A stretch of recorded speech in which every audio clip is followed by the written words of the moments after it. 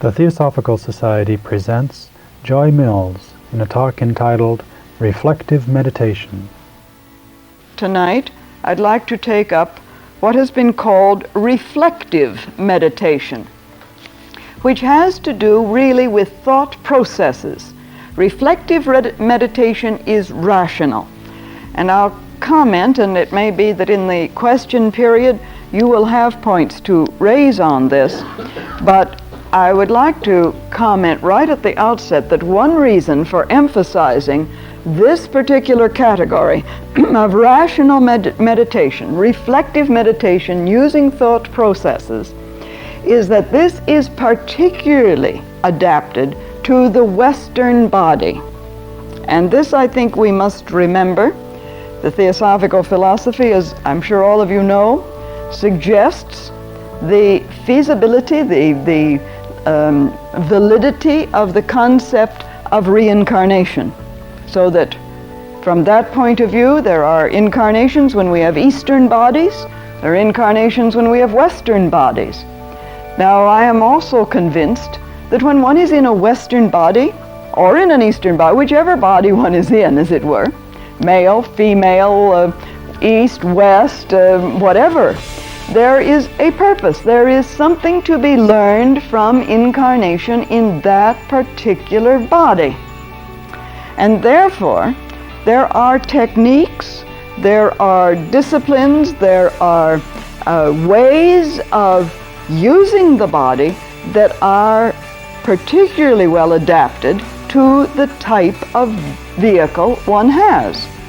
And often mistakes are seriously made and difficulties can arise when one attempts to do something that really is not, if we can call it this, the dharma of the physical body that one has. That is the whole purpose of the body which one has.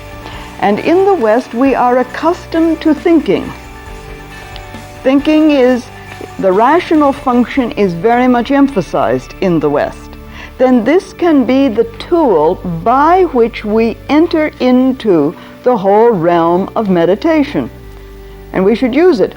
And I can tell you there are serious cases where this has been forgotten, and either the idea that you can bypass the mind or that we don't need it in some way, and the whole mental process, which includes discrimination, which includes choice, which includes a fine-tuned instrument that is able to look at it and make decisions as to the validity of an experience, of an insight, of an intuition, where that has been set aside and really serious difficulties have arisen. Well, I won't go into the negative aspects, but this broad type of reflective meditation actually is found even in many of the Eastern schools. In some of the formalized meditations of Mahayana Buddhism, it is very much present, very much present.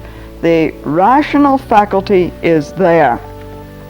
But it is distinguished from what has been called the contemplative intuitive type of meditation.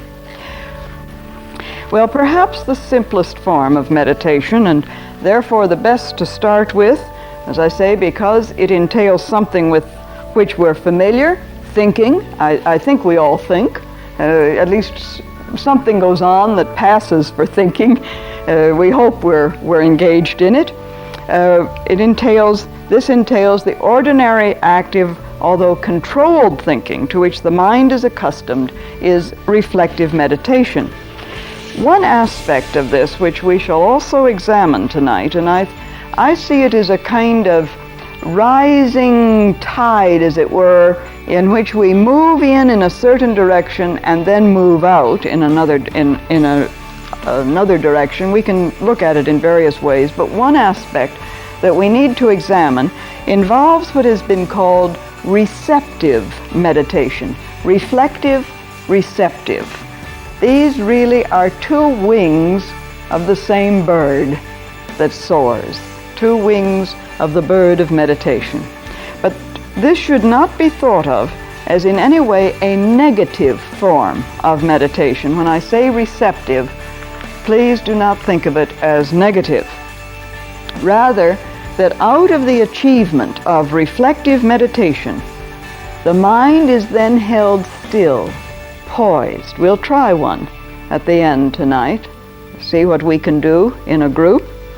But the mind is held still and poised, alert to receive a light on a subject, to catch an inspiration or grasp a new realization. And this might be compared to listening for something which is far away and which therefore demands the mustering of complete attention. So it may be seen that reflective meditation, as I say, consists of two parts, as it were. And we will deal with these so far as we can separate them, although really they are very much one. So to begin then, reflective meditation takes up from the point we have reached in concentration and imagination. These were the preliminary steps: concentration, imagination.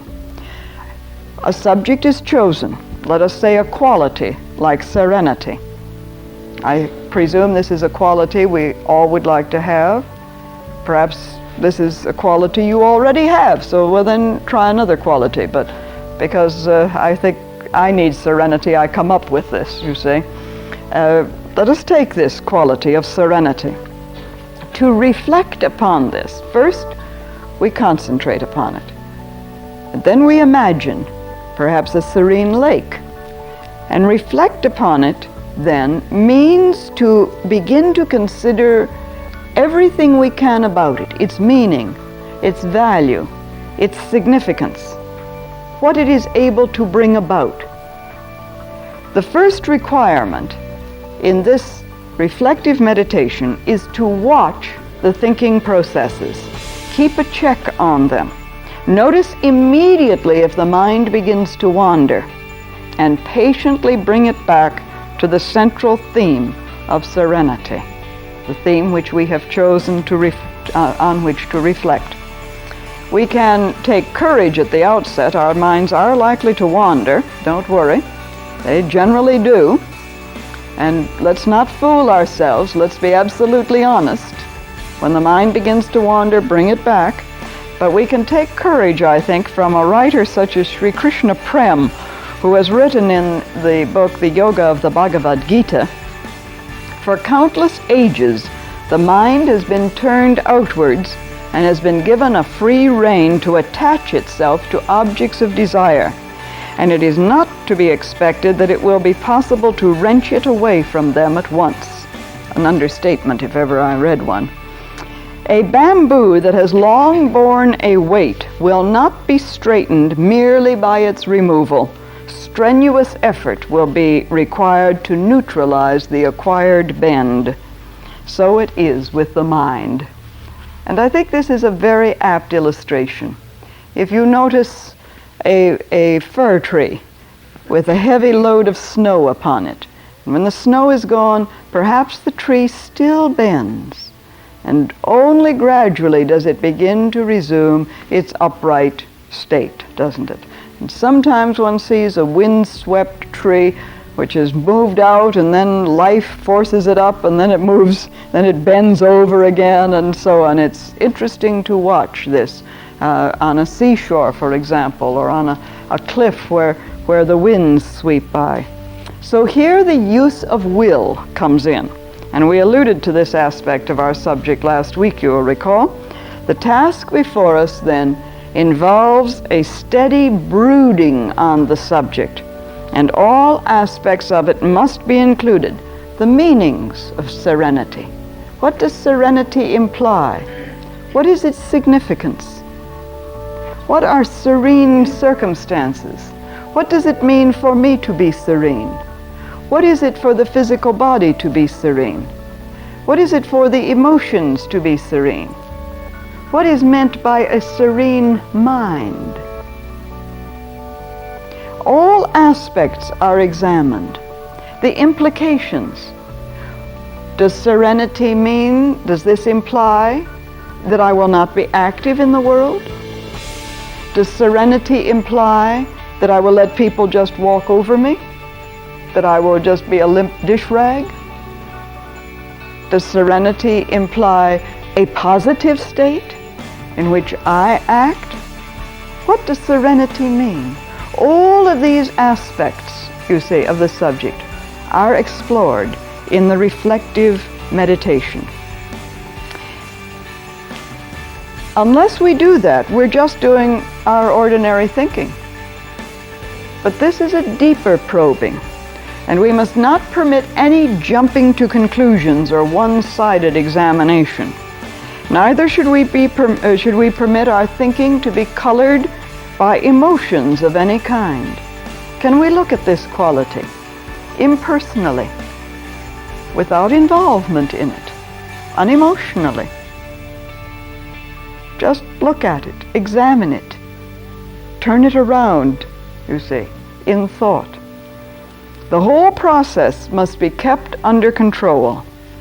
Now the second requirement, this is the first requirement, to keep it under control, to note where the mind goes and bring it back, keep it around this subject. The second requirement in this type of meditation is persistence. And this is difficult because we're not really noted for being very persistent, except in something we want. Then we become, of course, we say we're persistent, and all of our friends say we're stubborn. So it depends on, who is doing what. You see, I say I am persistent. You may say I'm just being stubborn. But when it comes to something we don't want very much, for example, we may feel that, well, we've worked at this for a week or 2 weeks, by this time, my golly, if we're not serene, we never will be, sort of thing. We've examined it all we can and so on.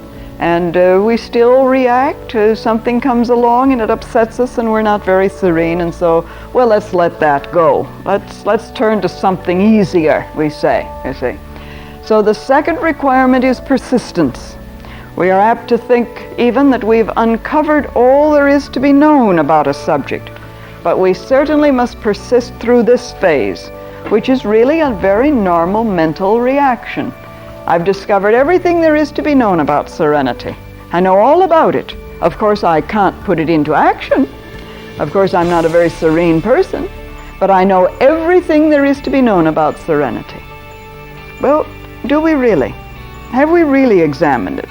Let us say, you see, that serenity is our topic. Devote at least a month to this. Sometimes people have been known to devote years to just one quality, because one quality can be the doorway to every other quality, every other aspect of life. Serenity can open the door to love, to courage, to fearlessness, to tact, to all of these qualities that you might be able to list, to discrimination. It can open the door to all of these. So perhaps we could take serenity as the subject of reflective meditation for an entire incarnation, and it would lead you to all of the others. But certainly take something like this for a sufficient length of time. Of course, sometimes after 1 or 2 periods of meditation, we feel there's nothing more to explore, and we're bored with the topic. And this is where there is a normal mental reaction. I want to meditate on something exciting. I'd like to meditate on the chakras. I'd like to meditate on something really exciting that's going to do something, you see. And so we're bored. The mind wants some new feed. It's the horse that's always asking for a new brand of oats to be handed in, sort of, you see. So we want this excitement. Can we persist through this? To re-stimulate attention, it may be useful to read something on the subject. Look it up in the dictionary. Or list some questions on it. Just today I was reading a book that I picked up in a bookstore last evening, and I came on a new idea, for example, with regard to truth. This is just an illustration how sometimes one's reading can enrich a reflective meditation. You see, not that I know all about truth or ever thought I did, but suddenly I had a new insight because I learned that the Greek word for truth, or the word that Plato used in his dialogues for truth, is the Greek word aletheia, which is a not forgetting. Lethe, of course, was the river of forgetfulness that everyone crosses after the end of an incarnation. You may remember the Greek mythology and so on. You get driven, rowed across the river of Lethe. But truth, the word that has been translated as truth, Plato used the term aletheia, a not forgetting, because from the Platonic point of view, truth was the original condition in which consciousness existed. It was the pure state of consciousness, the purity of consciousness. And we think, you see, in the Greek mythology of going across the river Lethe after death, but incarnation is crossing the river Lethe this direction, as it were, you see. And so the not forgetting, to remember, is truth. Well, that cast a whole new light on it for me suddenly. And this is what I mean, that one can read something that re-stimulates attention, and which reflective meditation can then take place. This is just a simple little illustration. It happens to be fresh in my mind because I came upon it this morning. So perhaps we can list some of the questions on the subject that we have chosen for our reflective meditation, to which we'd like to have answers, and take them within and see if we can examine this subject from the point of view of these questions. Reach into the depths of whatever topic is chosen for reflective meditation. After all, this is why we meditate, not just to sit and think, not just to daydream, but to go below the surface, to go into a matter in depth, and to reach that still point of the immortal self which can cast light upon the subject. And that is invited by this kind of reflective state that is induced. And so we probe behind the apparent, and we find out the elements we might otherwise never know were present. No matter how simple the topic that we may have selected for our meditation, if we persist with it, there are always new significances to be discovered and deeper fields of comprehension to be arrived at. There is a kind of apocryphal story within the Theosophical movement of the occasion when, that I say apocryphal because I don't know that it's ever been documented, may be true, maybe not true, but it makes an interesting story of when Dr. Annie Besant, one of the great leaders of the Theosophical Society, a magnificent woman who was involved in a great number of social causes and humanitarian causes, when she learned about the existence of this philosophy, Theosophy, through being given the 2 volumes of the Secret Doctrine to review, she said she must know the author, and she went to H.P. Blavatsky, met her, and asked her to teach Dr. Besant how to meditate. And she wanted to learn all of this. She wanted to come at the truth at once, you know. So, will you teach me to meditate? And it is said that H.P. Blavatsky threw a matchbox on the table and said, meditate on that. Now, this is a very ordinary, common object. But what is a matchbox? I don't know what kind this was, but let us say that it was one of these small matchboxes. Can one meditate on a matchbox? Why not? Have you ever thought of the symbolism of the matchbox? It's a rectangle. It has height and depth and dimensions. Perhaps that's the physical body. What's inside the matchbox? Matches. What has to be done with what is inside? It has to be lit. Isn't perhaps within the temple of the physical body is the living spark? Have you ever thought about meditating on a matchbox, you see? Reflect upon it. The symbolism is tremendous. Who lights the match? You do. You have to do it. Nobody else is going to do it, you see, when that's given to you. So you must light the spark within. And what more beautiful symbol than the fire burning within because you have lit it? Well, there are all sorts of things one can meditate on, and everything is given. The matchbox usually has on the side of it a little rough abrasive part, so that the capacity for the match to come alight is there as part of the box. You see, everyone can go on with the symbolism, all kinds of things.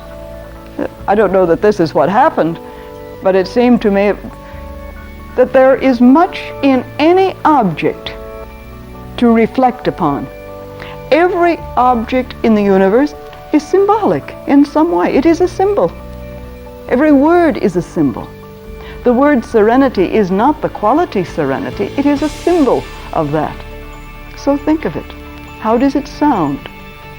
You see, tranquility and so on. Think of these things and examine them. And this is what is meant by reflective meditation.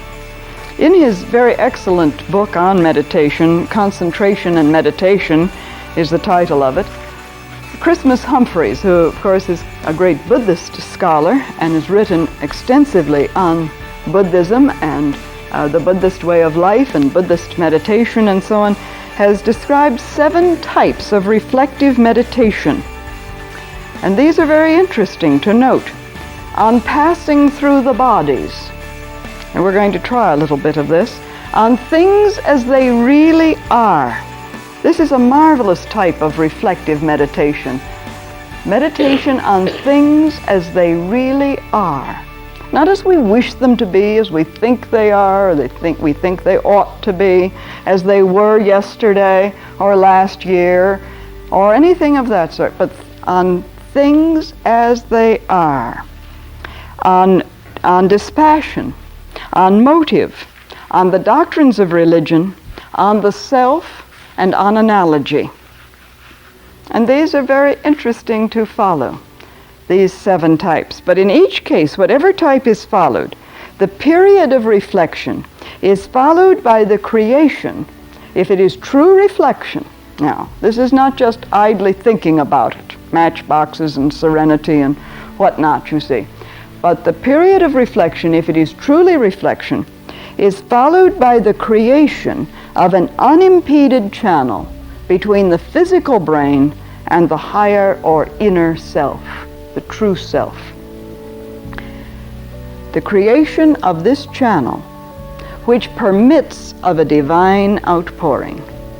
It is as though we open a channel through the reflective meditation, inwards, which permits a downpouring of light, a kind of infusion of new insight understanding. And this period of outpouring has often been called the time or the state of receptive meditation. This is why I say this is the other wing of the bird of meditation. This is really, however, a very difficult practice, for it takes us into the precincts, of course, of abstract meditation, and represents a kind of leap from reflection to what some Buddhist schools call a state of no mindfulness, in which one has used the mind to set aside thought, and in that stilled condition created the channel, building the bridge to the higher self, which permits an influx of light. Meister Eckhart in the Christian tradition illustrates this beautifully in many of his writings, this interior reception which comes about at this stage. Now the problem is certain dangers are attached to this condition of meditation, for the human mind is already exposed to so many, countless thought currents, impressions, impacts of various kinds, and care must be taken that a state of negativity is not entered into, that we are not talking about a state which permits free access to the mind by all these countless impressions, that this does not take over. So in one sense, our goal is right receptivity. Now, this is very difficult to define, but this is where a lot of people, I think, and I've seen it, we get letters about it, and I've talked to people in my travels around the world, mostly are here in the United States, who have jumped at once into this kind of receptive meditation without reflection. And it has turned into a negative condition in which there was no longer any control over what was being received, and consequently no discrimination, and everything that came through. It's like rather than being able to turn on your radio to a precise band, you could turn the radio knob and all of the radio waves were present at once. Do you know what I mean? You see? Everything is present at once. Whatever stations were broadcasting, you hear them all together. And you're not able to distinguish then between one and another, nor are you able to evaluate. On one there may be some advertising for spaghetti, and on another there may be some beautiful Mozart, and on another there may be a lecture on higher mathematics, and so on. And you will give all of these equal value, you see. And this is what comes to happen if receptive meditation is not the result of reflective meditation, in which the thought processes are controlled, stilled, but controlled, so that you can select, as it were, and give some discrimination to what is impinging on the mind. This is what I mean by our goal is right receptivity. In one sense, of course, the very recognition of the sea of impacts which is all about us, buffeting us, protects us. This very recognition that there is this going on. We're all the time, you right now are being buffeted by my thoughts, you see. It's hard to close me out, in a sense. But you do, momentarily, and maybe even more than momentarily, while you go off into your own thought realm, and then suddenly you're buffeted by some word I say, some thought I send out, and so on, you see. But we're all the time being buffeted. And in some sense, this is a protection to us, for it is helpful to realize the endless stream of impressions to which we are exposed, subtly and unconsciously, as well as consciously. And knowing this, therefore, we should be on our guard against mass influences that are constantly impinging. And this is happening all the time. Just get into a mass of people, a crowd of people, where there's excitement, haranguing going on. And immediately you're caught up in it, aren't you? You're aware of it. Walk into a group of people in a church who are praying. It's easier for you to pray, isn't it? It's much easier in that atmosphere. All of the time this is about us. The mass influences are constantly impinging. Well, of course, there are very subtle currents from many different sources. Psychic impressions, for example. In this state of receptivity, we may be buffeted by all kinds of psychic impressions.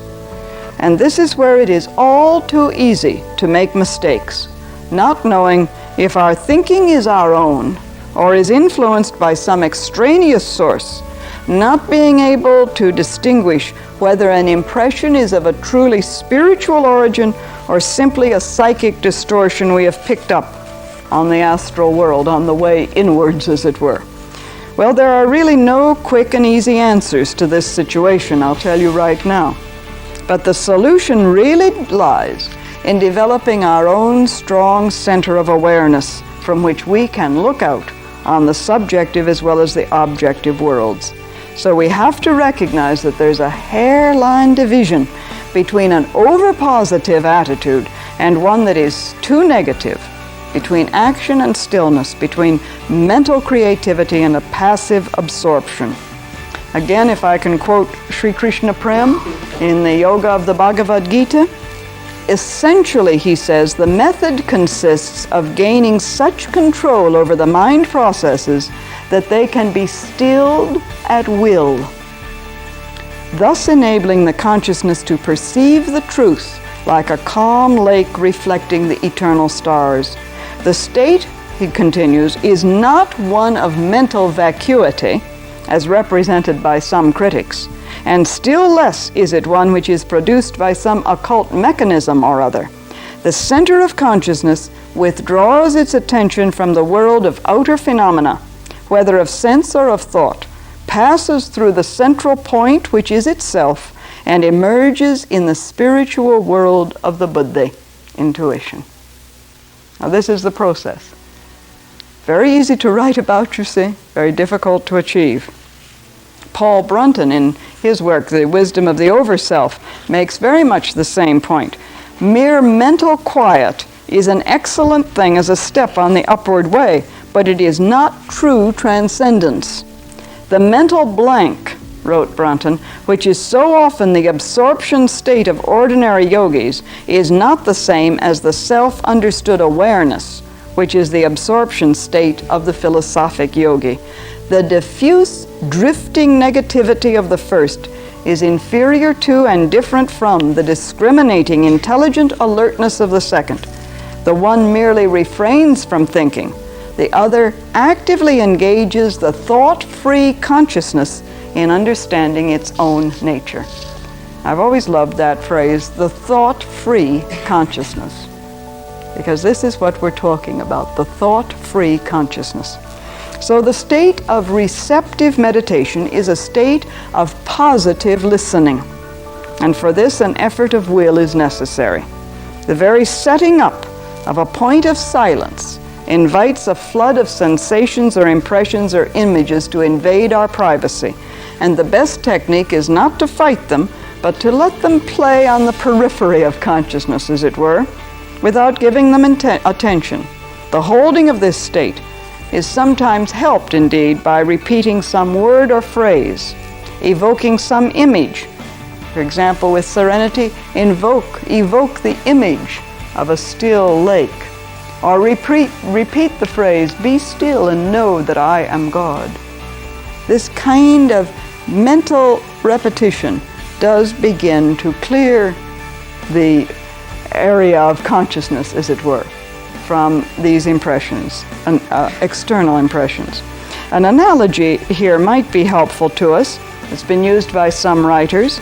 A searchlight directed by someone on earth upon objects in the sky.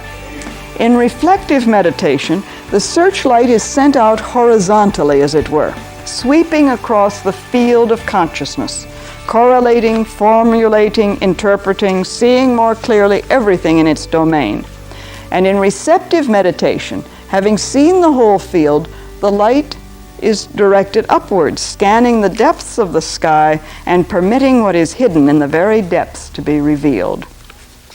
So in the opening of this channel, through positive receptive listening, what may we expect to receive? Well, I think we can say very simply, new insights which can transform our lives. Above all, we must be sure about the nature of the insight that comes to us.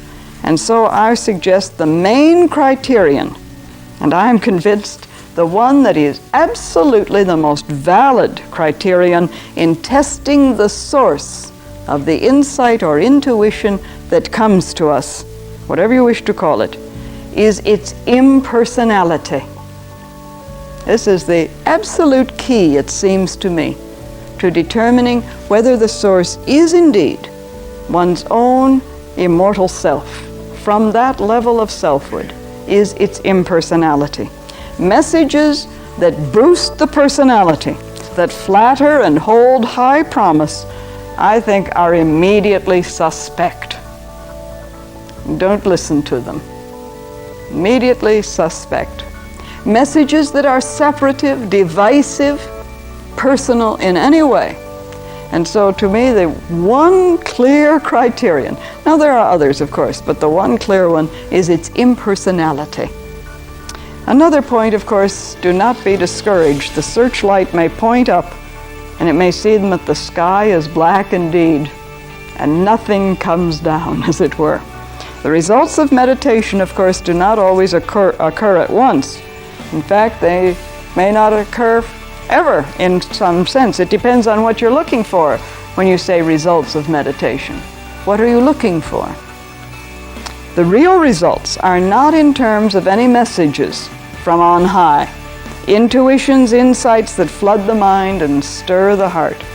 The real results of meditation are the eventual transformation, the transforming possibilities of whatever happens, the transformation of the personality.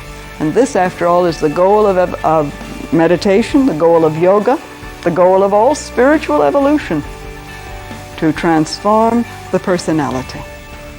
Before trying a meditation that involves reflection and receptivity, I'd like to briefly sketch what may be involved in this type of meditation as related, for example, to the meditation on the nature of the self, one of the 7 types that Christmas Humphreys mentions in his book on concentration and meditation. We all know or think we know something about ourselves, don't we? You think you know yourself fairly well. We perceive ourselves as both subject and object, don't we? I can talk about myself as though it were out there, but I also have, I can observe myself, and I also am the observer that is doing the observing. But the self is really a mystery, isn't it? And so we are to undertake an examination of the self of which one is aware. Now one can couple this then with the meditation on passing through the bodies and say, for example, I, that is my real I am not my physical body. And we look at this, we reflect on it, we analyze it. I am not my physical body. I am not my emotions. I am not my mental processes. What then am I? What is the self? And we can then open up in our reflection. What is the self? It is in this body. It has some relation to it. It is in everybody. It is universal. It is particular. It is all, everywhere, and so on. We can go on in this way. So, trying this and coupling it, therefore, with visualization, concentration, and imagination into reflective meditation and then receptive meditation, I'd like now to try, if you will join me, in this kind of meditation on the nature of the self.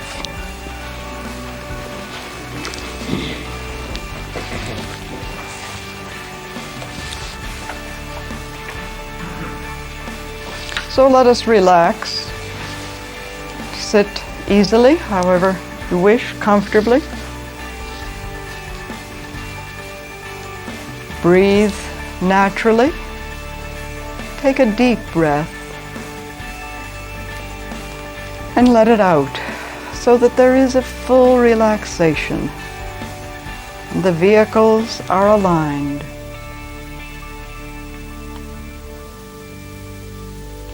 Now imagine a closed lotus bud. It is tightly closed. Visualize it. Concentrate on it.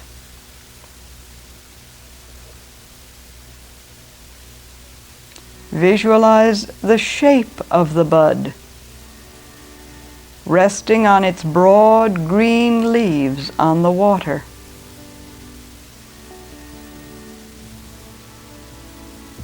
Picture the smooth texture of its petals,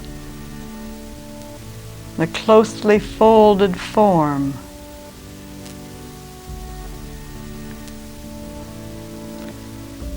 Now visualize the bud opening slowly, revealing petal after petal as the flower opens wider. see its full beauty emerging, its golden center radiating in the sun.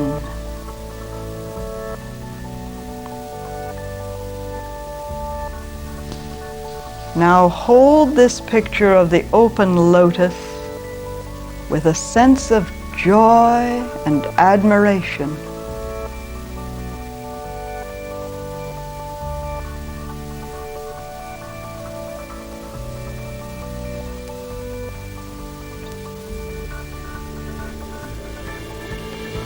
Recognize the lotus as a symbol of inner growth, unfoldment, and expansion, and reflect on the correspondence between the self and the open lotus.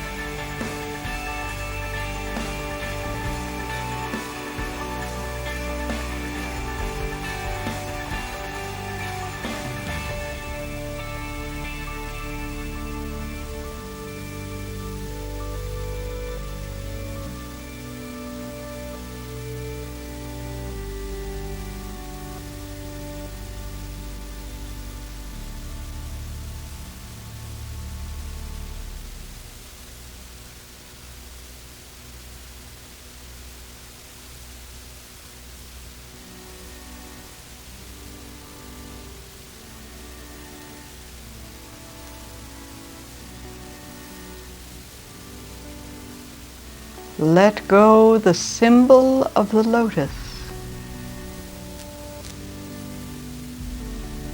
The self is one.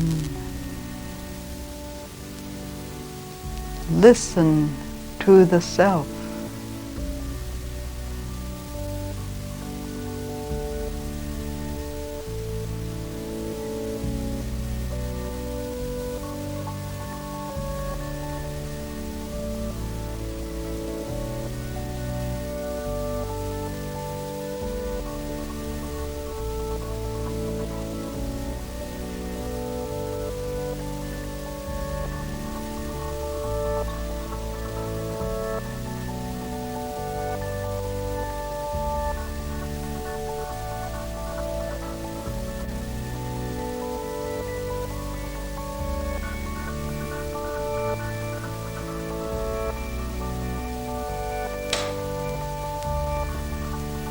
Now let the light of the self flow down into the mind as the sun warms the lotus.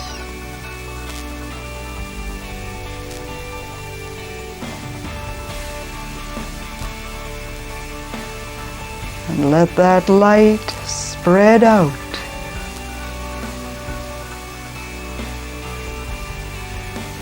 flooding the whole personality.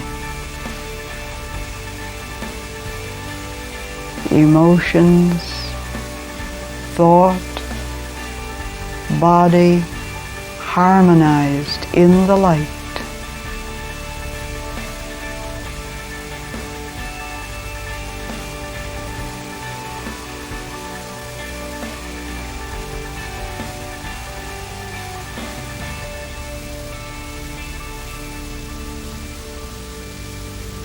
Fold the lotus into a bud and return to the brain consciousness.